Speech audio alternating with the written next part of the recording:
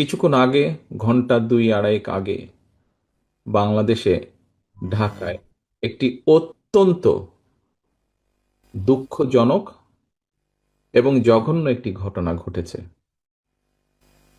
ইনকালাব মঞ্চের নেতা জনাব ওসমান হাদি, তাকে গুলি করা হয়েছে, তার উপরে গুলিবর্ষণ করা হয়েছে।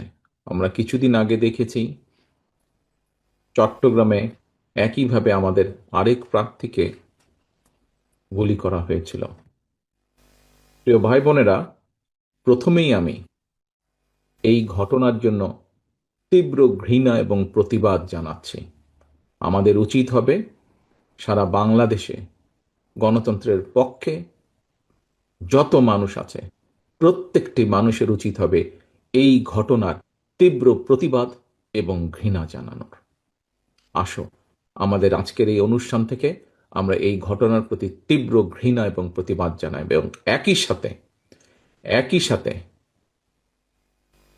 বিএনপি এবং ছাত্র দলের দায়িত্বশীল একজন কর্মী হিসাবে আমাদের দায়িত্ব হবে প্রশাসনকে, যারা এই ঘটনার সুষ্ঠু তদন্ত করবে, তাদেরকে আমাদের অবস্থান থেকে সহযোগিতা করার কোনো স্কোপ সুযোগ যদি থাকে, আমরা আমাদের সর্বোচ্চ সহযোগিতা করব, যাতে করে তারা প্রকৃত যে দোষী ব্যক্তি তাদেরকে খুঁজে বের করে দেশের আইন অনুযায়ী তাদেরকে শাস্তি প্রদান করতে পারে। প্রিয় ভাই বোনেরা, দেশ একটা অত্যন্ত সংকটের ভিতর দিয়ে যাচ্ছে। আমরা দেখেছি গত এক বছরে বিভিন্ন সময় বিভিন্ন ব্যক্তি, বিভিন্ন সংগঠনের সদস্যরা হুমকি দিয়েছে প্রকাশ্যে যে প্রত্যাশিত নির্বাচন আগামী ফেব্রুয়ারি মাসে, সে নির্বাচনকে তারা হতে দেবে না, বাধাগ্রস্ত করবে, প্রকাশ্যে হুমকি দিয়েছে। একটি দল, গোষ্ঠী বা কিছু ব্যক্তি এই দেশকে, দেশের মানুষের শান্তি, স্থিতিশীলতা বিনষ্টের জন্য উঠে পড়ে লেগেছে। এবং এই কারণেই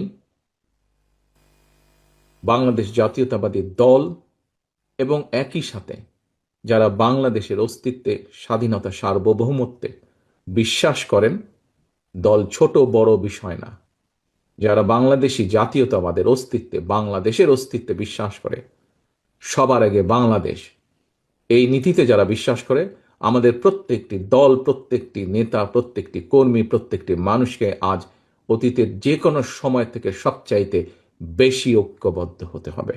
কারণ যারা এই দেশের স্বাধীনতাকে ধ্বংস করতে চায়, এই দেশের সার্বভৌমত্বকে ধ্বংস করে এই দেশের স্থিতিশীলতাকে ধ্বংস করতে চায়, তারা তাদের ষড়যন্ত্র যে শুরু করে দিয়েছে, আজকে ওসমান হাদির ঘটনা দিয়ে তা প্রমাণিত হয়। আমরা বিভ্রান্তি ছড়ানো থেকে প্রত্যেককে বিরত থাকতে হবে। কেউ যাতে কোনো বিভ্রান্তি ছড়ানোর সুযোগ না পায়, সেই ব্যাপারে আমাদেরকে সচেতন থাকতে হবে। এবং একই সাথে তদন্তের স্বার্থে যারা তদন্ত করবে, সত্যিকার অপরাধীকে যারা ধরবে, আমাদের অবস্থান থেকে যতটুকু সম্ভব আমরা সর্বোচ্চ সহযোগিতা করব। আজকের অনুষ্ঠানে আমার বক্তব্যের প্রথম অংশ এটি।